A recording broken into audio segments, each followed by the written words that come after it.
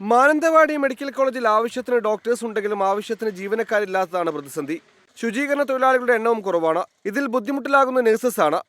നമ്മുടെ ബെഡ് സ്ട്രെങ്തിനനുസരിച്ച് ആനുപാതികമായി നേഴ്സുമാരുടെയും സപ്പോർട്ടിംഗ് ജീവനക്കാരുടെയും എണ്ണം വർദ്ധിപ്പിക്കുന്ന കാര്യത്തിൽ നാളിതുവരെ ഒരു തീരുമാനവും എടുക്കാൻ ബന്ധപ്പെട്ട അധികാരികൾക്ക് സാധിച്ചിട്ടില്ല.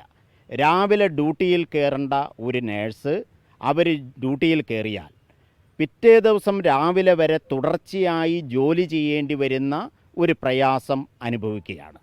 ഒരു രോഗിക്ക് ഒരു നേഴ്സ് എന്നതിന് പകരം 10 രോഗികൾക്ക് ഒരു നേഴ്സ് എന്ന നിലയിലാണ് കാര്യങ്ങൾ. അത്യാഹിത വിഭാഗങ്ങളിൽ പോലും ആവശ്യത്തിന് ജീവനക്കാരില്ല. അധിക ഡ്യൂട്ടി സമയം ചികിത്സാ പിഴവിലേക്ക് വരെ നയിച്ചേക്കാമെന്നും നടപടി അതിവേഗം എടുത്തില്ലെങ്കിൽ കടുത്ത സമരത്തിലേക്ക് പോകേണ്ടി വരുമെന്നുമാണ് സംഘടനകളുടെ മുന്നറിയിപ്പ്. 24 വയനാട്. ലോകത്തെവിടെയായാലും ഏത് സമയത്തും 24 വാർത്തകളും ഓഗ്മെന്റഡ് റിയാലിറ്റി പാക്കേജുകളും എക്സ്പ്ലെയിനറുകളും വിശദമായി കാണാൻ ഞങ്ങളുടെ യൂട്യൂബ് ചാനൽ നിങ്ങൾക്ക് സബ്സ്ക്രൈബ് ചെയ്യാം.